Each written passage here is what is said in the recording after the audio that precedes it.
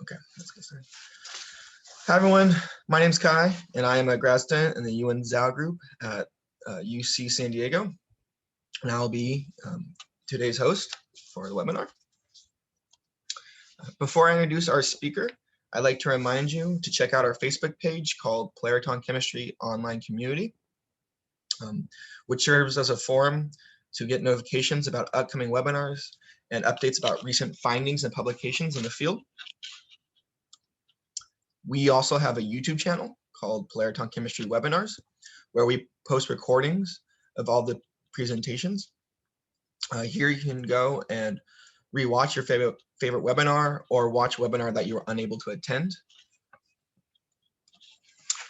As a refresher for attendee participation, there are two options in Zoom, the raise hand option and the Q&A option found at the bottom of your screen. When you click the raise hand option, I'll be notified that you have a question. I will then interrupt the speaker at the earliest convenience and unmute your mic to allow you to ask your question. To write out questions, you may use the Q&A option. Due to the constrictions of the time constrictions of the webinar, these questions will be addressed at the end. Finally, during the pandemic, it's always nice to find something every day to smile about. And today, that silver lining is that this webinar marks the 1-year anniversary of this Polariton Chemistry webinar series. As the organizers, our hope was that these webinars would serve as a platform for the community to present the forefront of the field and to spark meaningful and intriguing discussion. I personally believe that that goal has been achieved, and I hope you all agree. Of course, these webinars owe their success to all the speakers we've been honored to host this past year, and as well as the support of all of you who join us weekly. Thank you.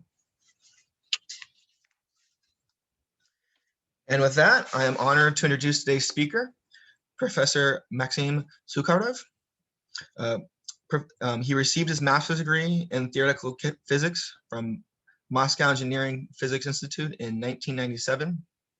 In 2000, he defended his doctoral thesis in laser physics at the Department of High Power Lasers, General Physics Institute of the Russian Academy of Sciences. From 1998 to 2001, he worked as a research assistant at the Fiber Optics Research Center in Moscow. In 2001, he received the French Ministry of Research postdoctoral fellowship and joined the research group Professor Anik Suzar-Weiner at the CNRS Laboratory of Molecular Photophysics. In the summer of 2003, he joined the research group Professor Tamar Seideman at the Department of Chemistry, Northwestern University as a postdoctoral fellow. He then joined Arizona State University as a faculty member in 2008. And his current research interests include computational nano-optics, coherent control, and physics of light matter interaction, and strong and ultra-strong coupling regimes. And with that, Professor, the screen is yours. Oh, you're muted. It says that you cannot share. Okay, now I can. All right, wonderful. Thank you so much for your kind invitation, and I being a frequent visitor of this seminar, so really good. So hold on, there it is. Now, all right, so today I would like to share our recent developments and just a couple of ideas on nonlinear optical phenomena that we see in strongly coupled systems. Now, this talk was prepared as many talks combined together. So I was trying to put the story that supposedly relatively logical in my mind and present the story to a strongly coupled community, just to see if we get any input from you guys. So before we begin, is just with immense pleasure and joy, I would like to share, extend my thanks to a wide collaborative network that I developed over the years. Heike and Matt, we recently published a paper in Nonlinearities. Matt mentioned this paper when he was talking here a couple of weeks ago. I'll also quickly describe the work that we've done. Adi Salomon, Yin Wige, and Remarkably. And of course, the theory with Ruth, Joseph, Abe, Joe, and Andrei, and my PhD student, Yelena Drobna, who's responsible for lots of numerical simulations we'll be talking about today. So here's a brief outline of my talk. Instead of doing introduction and conclusion, what I want to do, I want to walk you through my thought process of what might be interesting when we crank up the intensity of external electromagnetic excitation of strongly coupled system and what we can expect. So we'll talk about plasmonic materials, linear versus nonlinear. I'll discuss a couple of modeling ideas and show you comparison with experiment. We will then add quantum emitters to the picture. We'll discuss a standard, what is now standard Maxwell-Bloch integrator, and then we will add the nonlinearities to that. So, and then at the end of my talk, if time allows, I will describe 3 separate works that we recently accomplished and published in a couple of days, uploaded to archives. So let's get started. So very simple first slide. Take a look at the flat interface between the metal and dielectric, and one can solve Maxwell's equations and analyze various modes supported by this interface. So we start off with the standard Brewster modes where all the K vectors are real. Then we also have localized surface plasmon polaritons that usually decay really quickly when propagating along the surface and can propagate in the lateral direction. And of course, the propagating surface plasmon polaritons that live on the surface. So these are evanescent waves. So the good news is about these surface waves is that their spatial localization is significantly smaller than the wavelength. So we're talking about really small mode volume, which is a good thing for enhancing strong coupling. So the corresponding electromagnetic modes are highly spatially localized and depend sensitively on geometry and incident field polarization, as we will see in a couple of examples. So the first example, what is now standard in plasmonics experiments, is a periodic array of holes. In this particular example, this is the hexagonal lattice with the holes. I believe we did these simulations for gold. So you run experiments with the white light and look at the transmission and reflection as a function of the frequency of the incoming radiation. You observe a bunch of resonances. So the localized plasmon mode that associated with the shape of individual hole is around 1.7 electron volts. Note, a very interesting phenomenon here is that this mode is split in two, and the reason it's split in two is because the thickness of metal is relatively small, such that the modes that live on the input and output side of the metal still be able to exchange energy through holes. So if you increase the thickness, of course, this splitting disappears, right?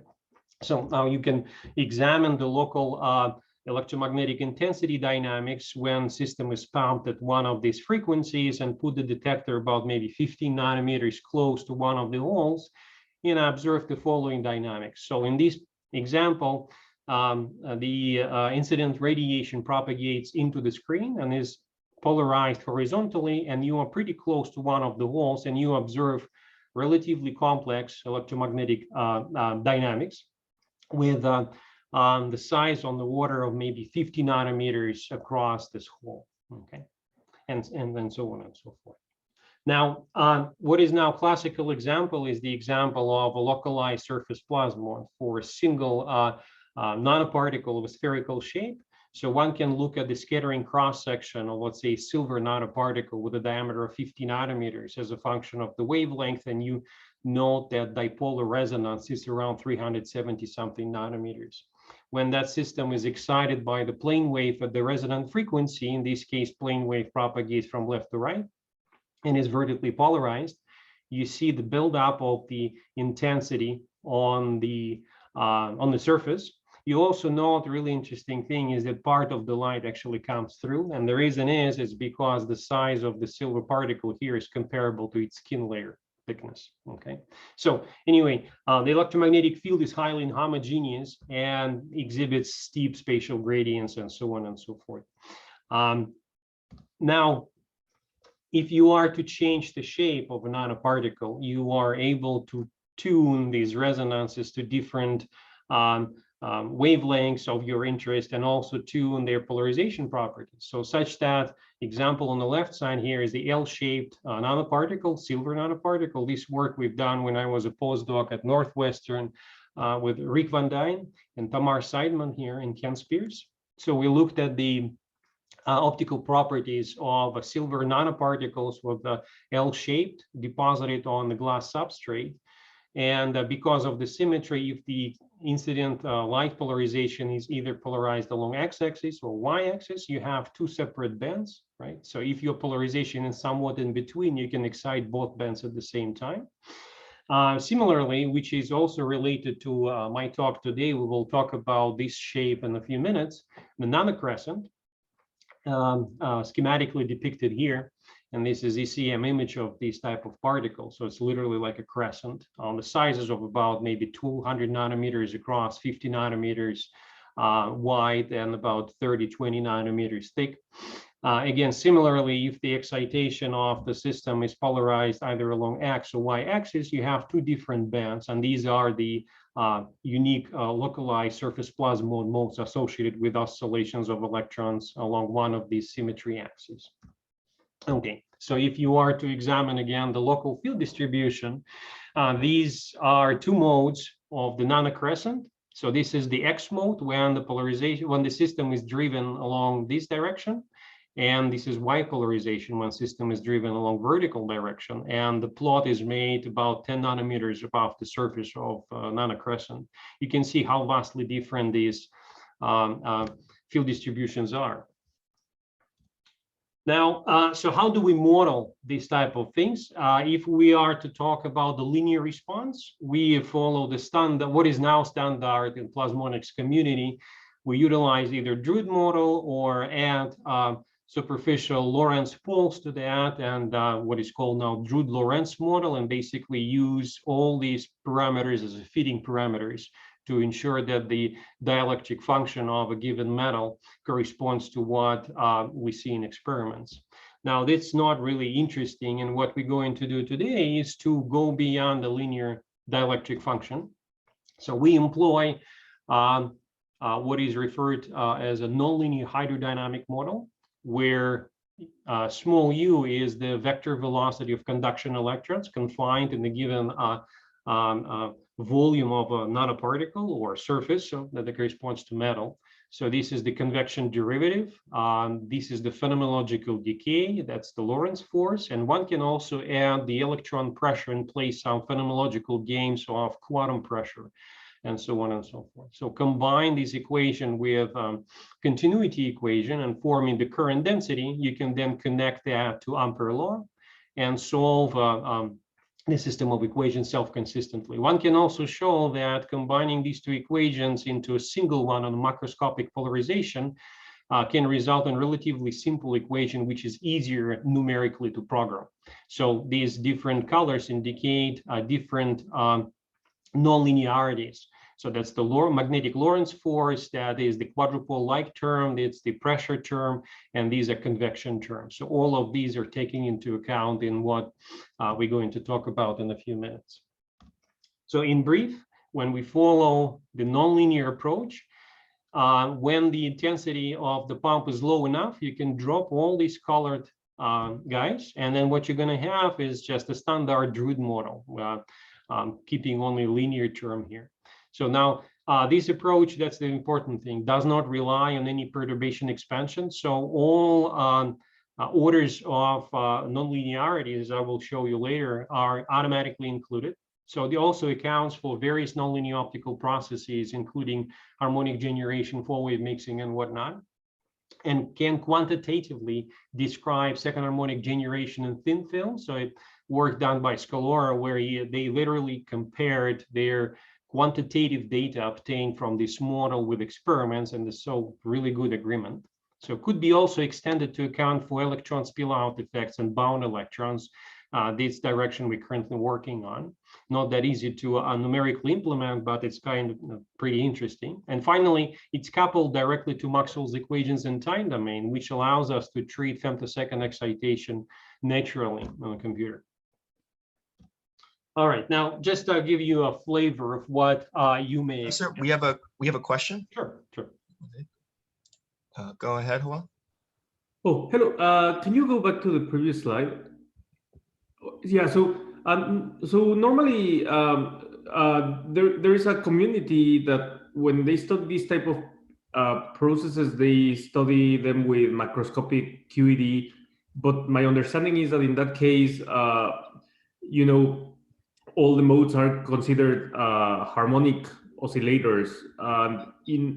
Are you claiming that, for example, in this method that you show here by Scalora, you really go beyond macroscopic QED, or how should I understand this formalism versus? I should have. I threw away the slide before that. That would supposedly address your question, Hoyle. So the slide would contain the words "in Maxwell's equations we trust." So our approach relies on classical treatment of electromagnetic radiation. Now that naturally comes when you talk about a relatively high intensity. So you have gazillions of photons per mode. So in this case, of course, the field should be classical. Now, when you talk about the harmonic oscillators, this is no longer the case when you have high intense incident field that results in highly homogeneous conduction electron distribution as a function of coordinate and time, right? So you will have nonlinearities popping up because of the high intensity. I don't know if I addressed you. So basically, this really goes beyond the standard treatment. Yes. I will mention a sort of quantum approach at the very end, if time allows. Andrei and Lyosha, Andrei Piratinsky from Los Alamos and Lyosha from Furtan, we published a paper on doing the quantum approach with the second harmonic generation. And we can also quantumly, quote unquote, include nonlinearity. But this one is a non-perturbative approach. So all the nonlinearities are included here. Okay, thank you. Mm-hmm. Okay, good question. So by the way, this is one of the possible answers to your questions, Well. So take a look at the periodic array of triangular nanoholes. This is silver. I don't remember, I think it was silver. So you have a PV layer on top, glass at the bottom, and these are periodic boundaries in X and Y. So you pump the system at one of the plasmon resonances with intensity on the order of 10 to the 7th watt per centimeter squared. That is where you see nonlinearities popping up. So this is the signal as a function of the outgoing frequency in harmonic numbers. So this is your fundamental frequency. That's the second harmonic generation. That's the third harmonic. You also see the tincture of the fourth harmonic popping up as well. And this is all done in hydrodynamic approach, which means that these, we do not directly include Chi2 and Chi3, but they are already a part of this approach. Okay. Now, just to show you how immensely rich dynamics is, just out of curiosity, we ran simulations and pumped this system at 2 color pump. One of them is the plasmon resonance localized plasmon, and the other one is a Bragg plasmon. And the intensity was, again, on the order of 10 to the 7th watt per 310 to the 7th watt per centimeter squared. And just let me demonstrate what kind of nonlinearity is popping up. So you have second harmonics, you have third harmonics here. You also have a difference frequency generation. You have a 4-wave mixing. You have a sum frequency and higher order terms, which is the sum frequency of the second harmonic of the first color plus the fundamental of the second one, and so on and so forth. And all of this is sort of automatically, quote unquote, taken into account in this type of model. All right, so just to demonstrate how powerful that model could be, we ran simulations trying to explain experiments done by Nian Wige at UC Irvine. So she considered these nanocrescents, as we discussed. Remember, we have these two modes, right? Depending on which way the polarization of the incident pump is, you have either X or Y mode. Now, what she examined was the angular properties of the second harmonic. So take a look at the following exercise. So here, what you do, you detect only X polarized second harmonic signal while rotating the incident field polarization, or you detect only Y component of the second harmonic generation while rotating the incident field polarization. What do you expect to see? So if you approximate that in the far field as the point dipole, you can write this point dipole in terms of second order point dipole in terms of second order susceptibility tensor components. So you either have, depending on which mode is excited, you either have a cosine square dependence or sine square dependence. So it's a dipolar mode. And this one is the Y polarization. You will have sine cosine. So it's a four lobe structure. So simulation wise, we saw this type of patterns. So this is the X polarized second harmonic. This is Y polarized, and everything is very symmetric and highly predictable. And Nian Wu saw in her experiments a similar trend, except that every time they measured full lobe signal, they also saw the asymmetry. They never saw the perfect symmetric picture.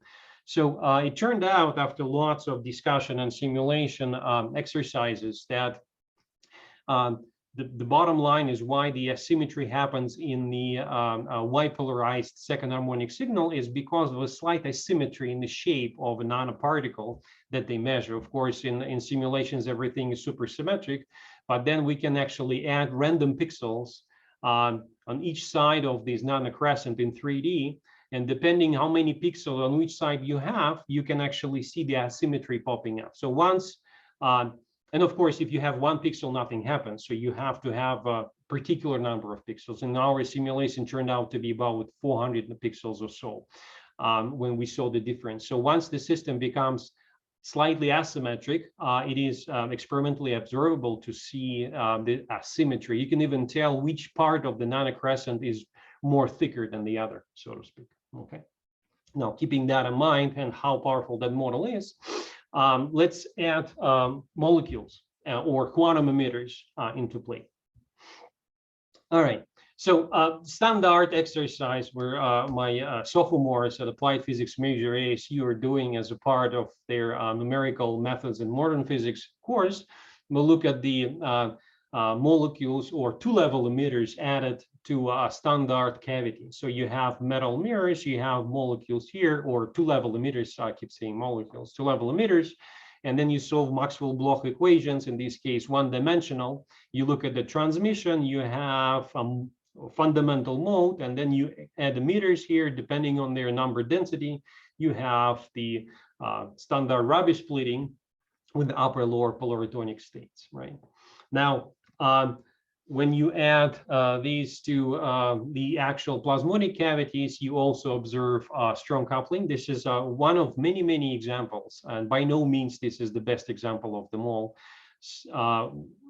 You look at the periodic array of holes, as we discussed earlier, the transmission exhibits a couple of resonances. If you add a J aggregate on top and adjust their position and the thickness and so on to one of the resonances of the plasmons, you have that Rabi splitting here. And then you can tune the plasmon resonance by changing the angle of incidence, and what you see is the standard avoided crossing, right? So strong coupling works in the plasmonic cavities, and as expected, of course, as well. Now, before I add,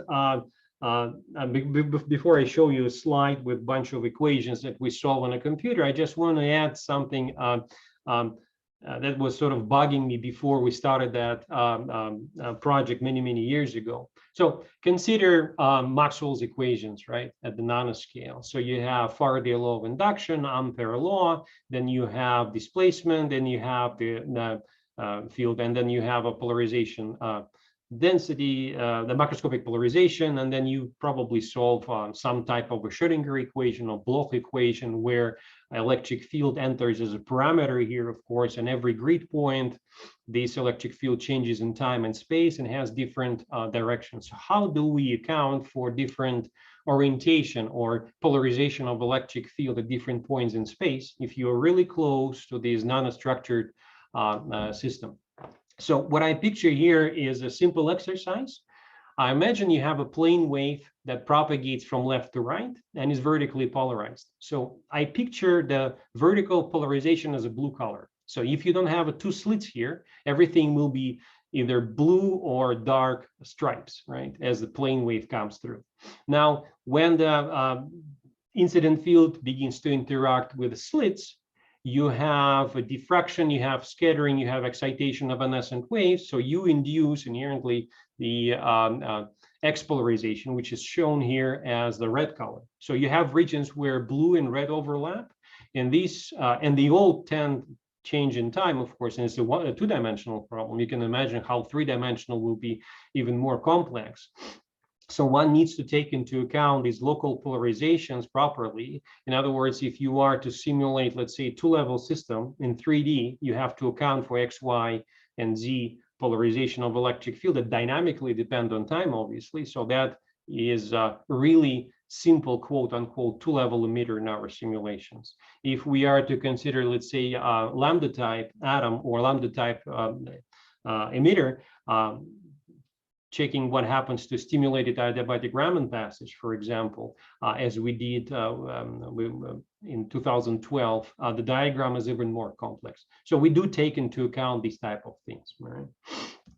And just to show you that we can also go beyond simple two-level system, consider periodic array of slits and a thin layer of emitters that are treated as effective diatomic molecules. So instead of having two levels, they have two potential energy surfaces, and then you have internuclear separation between them. So we do include explicitly vibrational and rotational degrees of freedom with all these 3G, 6G symbols and whatnot, and combine that with Maxwell's equations. But these simulations were done in linear regime. So we're currently working on expanding that to a nonlinear regime.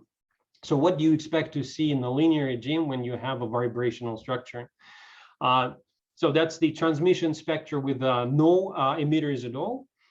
This one shows a relatively small Rabi splitting when you freeze internuclear distance. So these are just literally two-level systems with this particular transition frequency. And once you allow molecules to rotate and vibrate, you observe the vibrational structure in a transmission spectra. So you do see the Rabi splitting, it becomes wider. And then you have a structure here that corresponds to Frank-Condon transitions when you have a wave packet basically projected on the excited electronic potential energy surface. All right, now having said all of that, that's the bottom line of the modeling. We have Maxwell's equations where Ampere law requires current density. If we are in the spatial regions where we have a plasmonic material, we follow the hydrodynamic model for conduction electrons. And if you have emitters nearby, you solve for corresponding quantum dynamics, whether these are Bloch equations or Schrödinger equation or rate equations. Most importantly, this is done, of course, at every grid point where electric field obviously has a different polarization, also depends on coordinates and time. Okay, so various models of quantum emitters could include multi-level systems and molecules with explicit raw vibrational degrees of freedom, as I mentioned earlier. Now, since this is done self-consistently in time and space, every grid point occupied by quantum media is associated with the polarization density by the driven by the local electric field. So we do employ mean field approximation with some extensions that unfortunately I cannot talk about today because I don't have enough time.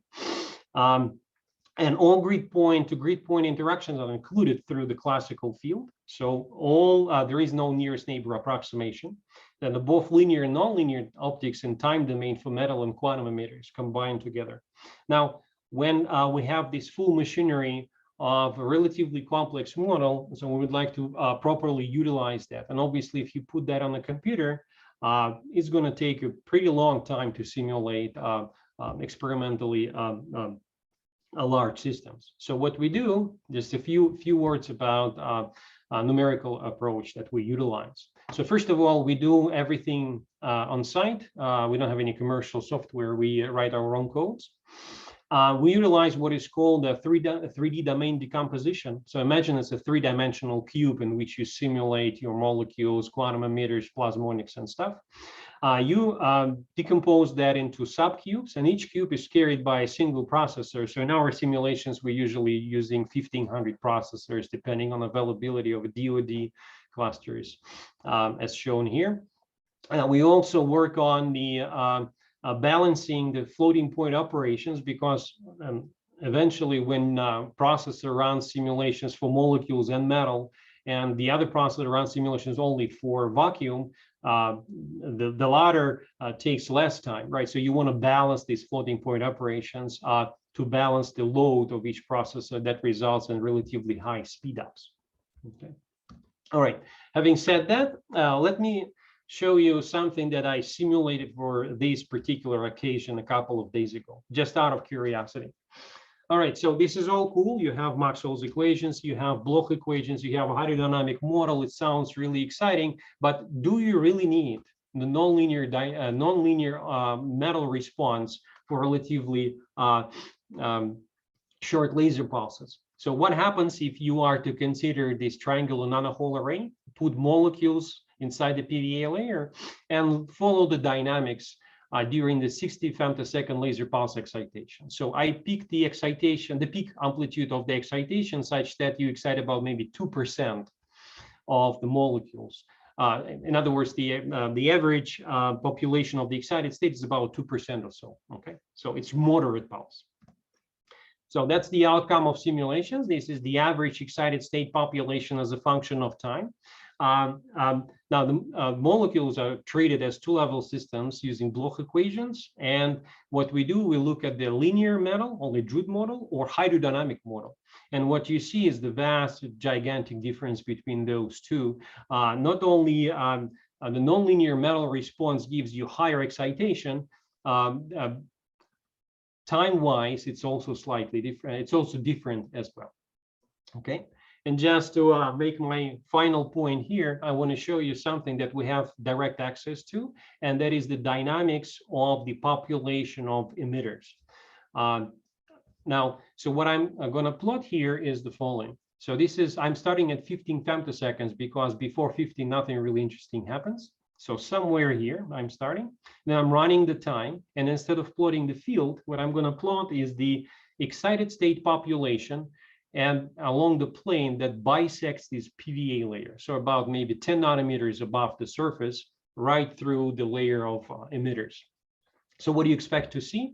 The excitation comes along Z into the plane as is X polarized. And of course, once you are really close to the metal, you will have these oscillations of the field near the edges of this hole. So you'd expect to see molecules undergoing transition to the excited state faster at earlier times for the molecules that are closer to the edges, right? So here it is. So these are femtoseconds. We're approaching 20 femtoseconds, and now you clearly see the excitation increases. And every pixel, you don't really see pixels here because our resolution is 1.5 nanometers here, corresponds to these quantum emitters. So we have about 10 million of those or so. So you see how highly inhomogeneous the distribution of the excited state population is as a function of time. So now the pulse is nearly gone. And of course, molecules begin to go back to their ground state, because we do include the non-radiative decay rate and other things as well. Okay. All right. So now I have enough time to talk about the actual applications of this model.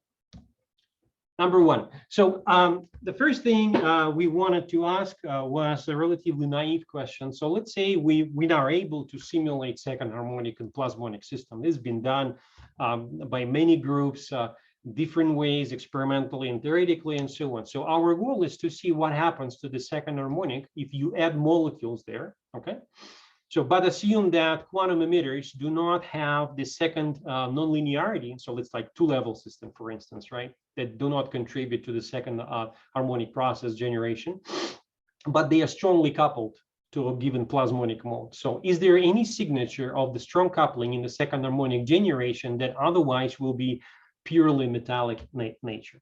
So simple model that we can look, this was originally done in our work with Ruth. You have a driven harmonic oscillator that corresponds to plasmon, right, with a strong coupling to molecules, and the plasmon has a second order nonlinearity. So you can follow a classical nonlinear optics book by Boyd and employ a perturbation theory and calculate the second order susceptibility, basically, follows from this strong coupling. So what you observe, you have two fractions, okay? Fraction over here is the one photon transition. We'll talk more about in a minute. And you see you have a signature of the strong coupling. And what you expect to see is the splitting of the second harmonic generation signal at the one photon transition.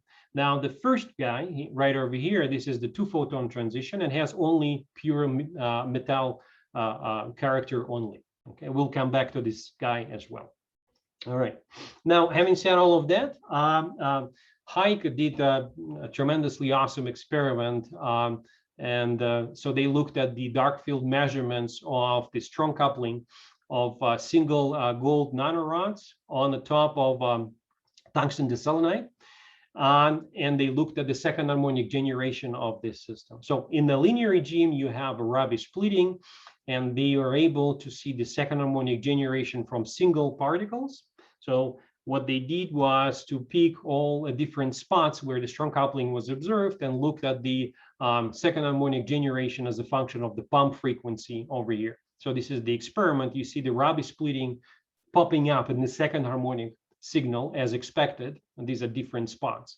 So we follow our simulations using hydrodynamic model, and we have that second harmonic intensity as a function of pump frequency. So you have the plasmon mode, you have the Rabi splitting once you add tungsten diselenide, and if you add second order susceptibility for the tungsten diselenide, just taking from literature, what you see is that adding the second order susceptibility for the tungsten diselenide slightly decreases the Rabi coupling. Okay, but anyway, we do have the Rabi splitting in the second harmonic as was predicted earlier. Now, what I want to share with you is what I and Joseph did just recently. We uploaded this 2 days ago to archives. So Professor, we have a question. Oh yeah, sure.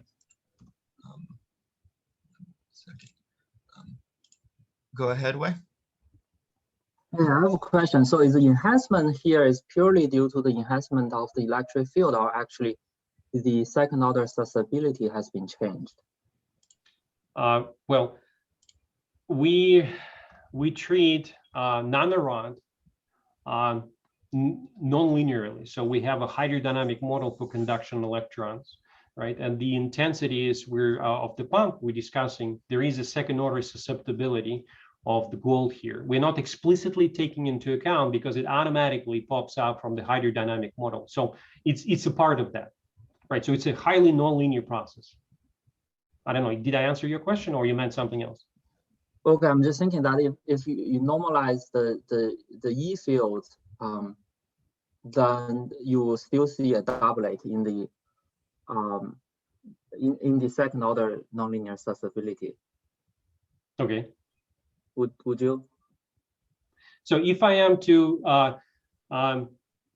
consider gold here using, let's say, only surface second order susceptibility, right?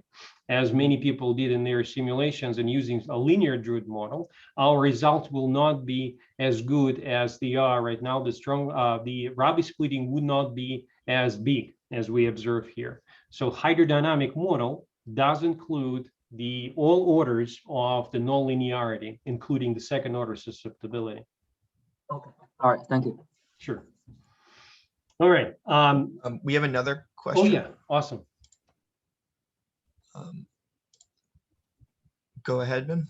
Hi. So yeah, I have a question. It looks like for your SAG study, the SAG, the pump wavelength is resonant with the polariton states, right?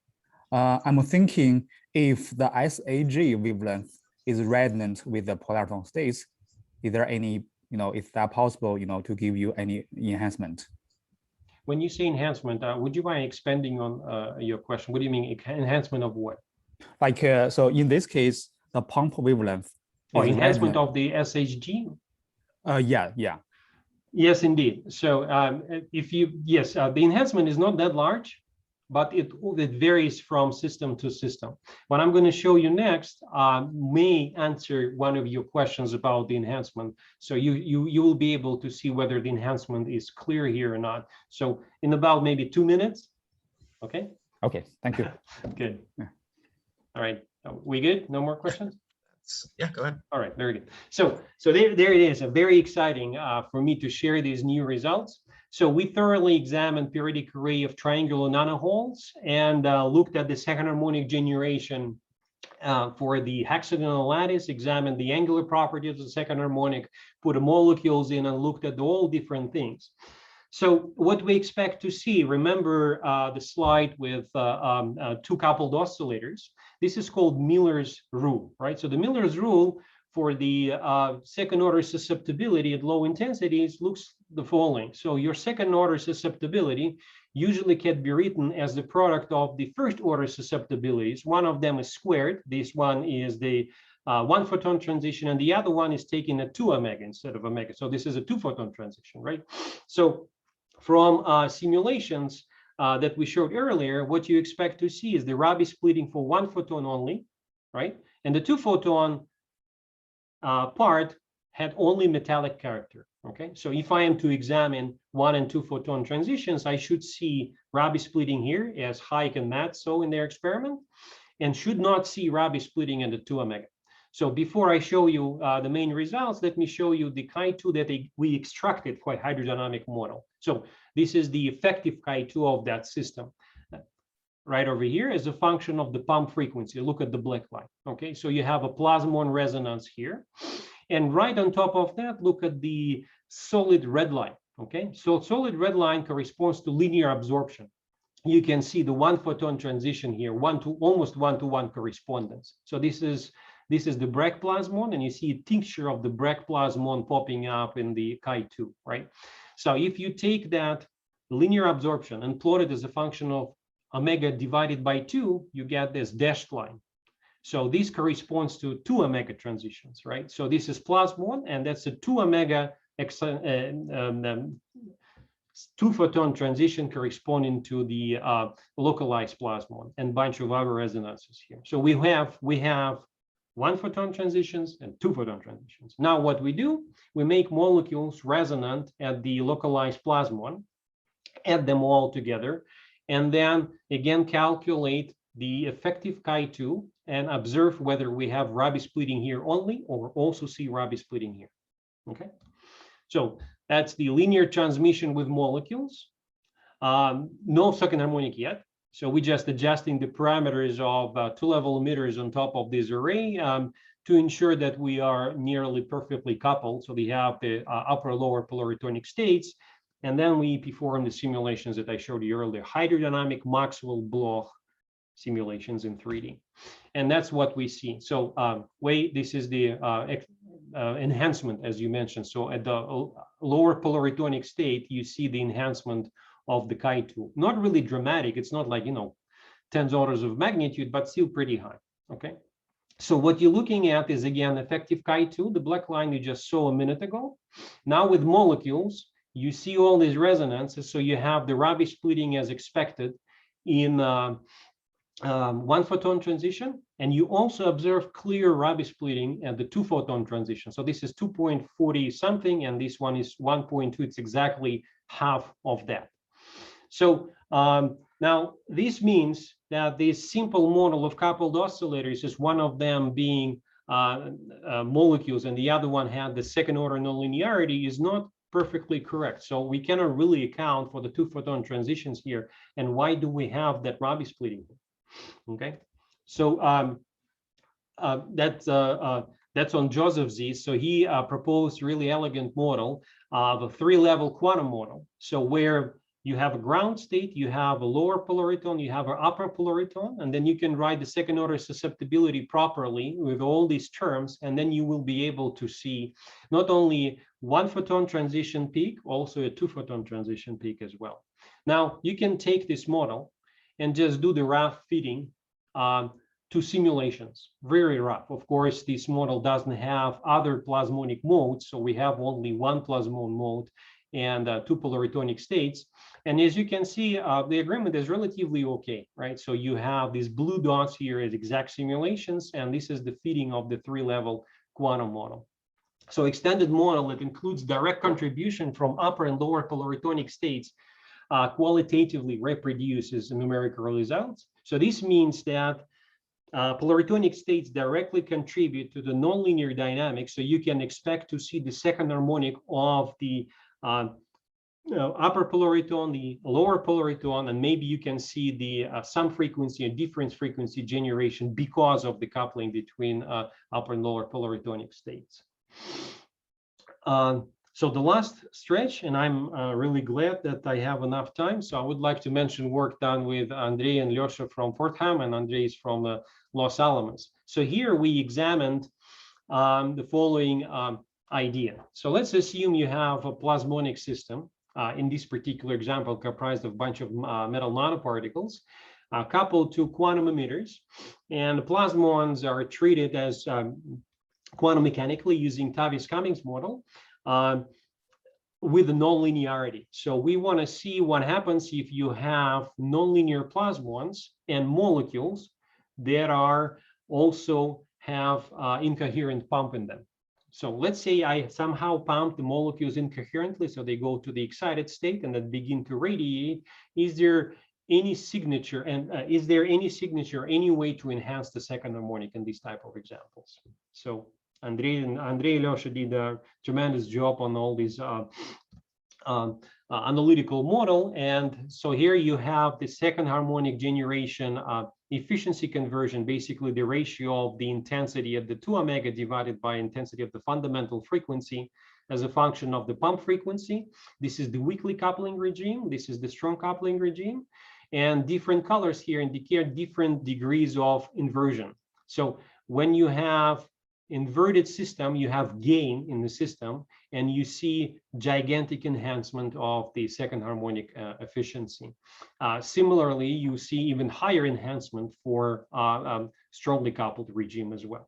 Now, this is all cool and really nice, but this is the scalar model, right? One-dimensional scalar model where the coupling does not depend on the position. So how good this idea is if we are to go to real systems. So here is where we checked this idea and looked at the hydrodynamic-Maxwell-Bloch simulations of the following periodic array of nanopillars placed on a glass substrate covered with dielectric in which we have quantum emitters embedded. Okay, so this is the linear absorption as a function of the frequency. Look at the black line. So you have a bunch of modes. So one of them is a lattice plasmon mode. This is this guy over here, and the other ones are coupled to propagating modes and so on. Now, when you add coherent emitters with no incoherent pump, they all in the ground state, you have Rabi splitting and so on. But once you adjust the inversion and you have enough higher incoherent pump rate, you have gain in the system, optical gain, that results in the negative absorption. So now the question is, under such conditions, what happens to the second harmonic? So we perform the simulations and look at the second harmonic efficiency conversion as a function of the pump frequency. When you have only metal, and this is the frequency, transition frequency corresponding to molecules here. So when you have metal only, you have efficiency on the order of 10 to the negative 8. When you have quantum emitters with no pump, you have that Rabi splitting as we talked about.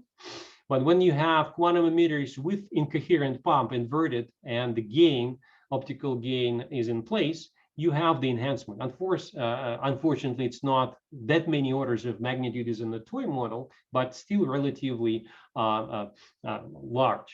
Okay, and I think I'm perfectly on time. So this is the conclusion, and in brief, what I was trying to tell you is a brief story of our abilities to do simulations of exciton-plasmon materials, both in linear and nonlinear regimes. So we expanded this model to account for nonlinear response of metallic nanostructures. And we also demonstrate that hydrodynamic model employed can explain various experiments on second harmonic generation, as we did in collaboration with Nienu Igea and Heike Rutynian and Matt Pelton. So further examination of the effective second order susceptibility that comes out of all these simulations demonstrate that upper and lower polaritonic states directly participate in various nonlinear processes, which may include the difference in some frequency generation. So we also extended the dissipative driven Tavis-Cumming model to look what happens to the second harmonic with emitters under optical gain condition. And we demonstrated that efficiency could be increased by orders of magnitude. Again, thank you very much for inviting me. Hopefully you guys have more questions. Okay, and I'm done. Thank you, Professor. Thanks for that talk. It's wonderful. We have a question in the chat. So the question was, is it a 2D or 3D simulation, which I believe was in reference to the nanocrescent simulation about the polarizations? Yeah, it's a full 3D. Okay. Yeah. Great. And then we have a question from the audience from Joel. Yeah, please.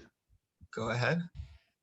Oh, thank you. That was a very nice talk. I just want to ask you a question related to the last part of your talk. So we didn't explore Chi2, but we did Chi3 in. Yeah, I'm aware of this work. Very nice work. So I wanted to ask you a question regarding to the relationship to your work. So what we see is that if the multipolariton states are resonant with some sort of Chi3 process of the bare molecules or the bare material, then you get an enhancement of the Chi3 process. Is this also a similar mechanism here that, say, the polaritons provide the optical windows to enhance the material nonlinearities? Because I think it's slightly different in your case because you also have nonlinearity of the plasmon. So may you comment a little bit on this?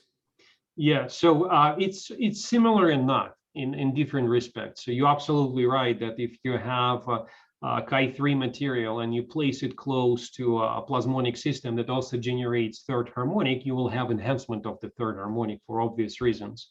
Now, in our last exercise with Andrei and Lyosha, what we showed was your emitters are not directly participating in the second harmonic generation because they're two-level systems and do not have a second order nonlinearity. Mm-hmm. But what happens is that once they incoherently pumped, once you pump that system at the plasmon resonance, they provide additional enhancement of the electric field, which in turn enhances the second harmonic. Mm-hmm. Okay. I see. Yeah, and you can play this. This is why you need the optical gain. So you have optical gain at the fundamental frequency, and you have a gigantic enhancement of the second harmonic. So okay. So then, one of the effects that you're mentioning is enhancement of electric field, which is just a Purcell effect. So I guess maybe the question is: are there additional sources of interplay of, say, nonlinearity of the matter and nonlinearity of the plasmon that do not exist in the weak coupling regime? That's a very good question, without really good answer. So I'm still sort of trying to put all these puzzles together in my head. So we have a very powerful model, and with this model, we can examine a lot of different scenarios. And one of them is just to see whether the trivial local field enhancement is enough to explain everything. So apparently this last, next to the last work that I mentioned with Joseph Ziz, where we saw the rubbish splitting in the 1 and 2 photon transitions, tells us that in the strong coupling regime, the upper lower polaritonic branches directly participate in all nonlinear processes, irrespective whether they are even or odd orders, right? So now if you go to the weak coupling, I'm not sure. So that would be my unfortunate answer at the moment. So I'm not really sure what to say about that at the moment. I see. Okay, thank you very much. Mm-hmm. Then we have another question from Yes, please. Wei. Oh, hey, I have two questions. So second harmonic require a non-center symmetry. So your process, so the plasma wouldn't break the symmetry, right? Just to confirm. Very good question. So you're absolutely right when we talk about bulk, right? So now if you talk about any interfaces, if you solve self-consistently Maxwell's equations together with matter equations, right, then the direction of the k vector of the incident beam breaks the symmetry. So even for center symmetric systems such as periodic array of circular holes, you still be able to see the second harmonic. It will be weak, of course, but it still be there. Okay. So yeah, so because we solve these guys self-consistently, we always have the second order nonlinearity because of that coupling that we talked about. Now, the efficiency of the second harmonic will be significantly higher, of course, for the non-center symmetric systems, such as, let's say, L-shaped particle or nanocrescent or triangular nanoholes. Okay, Mm-hmm. I see. Thank you. And the second question is that I'm intrigued about you talking about some frequency generation. So there you possibly can have two resonance. Are you thinking about having just one resonance or having double resonance cases there? That's a good question. We are thinking of trying both. Okay. So, yeah, so there was just out of curiosity simulation run for a couple of hours when I thought, all right, so what happens if I just pump the system at the two resonant frequencies? What kind of nonlinearities will pop up? Now, one can investigate if you're pumping at upper and lower polaritonic state, right? And then look at, let's say, some frequency generation of those two. How efficient is that if you are really on resonance with these polaritonic modes or not? So this is ongoing discussion. That's a good question. So that would be very interesting. Yeah. Yes. Thank you. Definitely.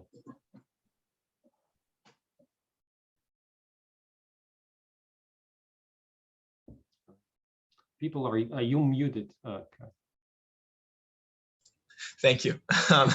If there are no other questions, then Professor, if you could allow me to share my screen. Thank you. Great, yeah, so once again, thank you for a wonderful talk. Thank you for agreeing to speak today.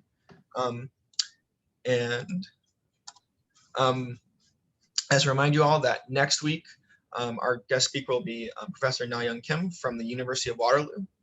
And in a future email, 1 second, there will be another in a future email, there'll be further details shared about the upcoming webinar. So thank you once again, you all, for attending, and I will see you all next week.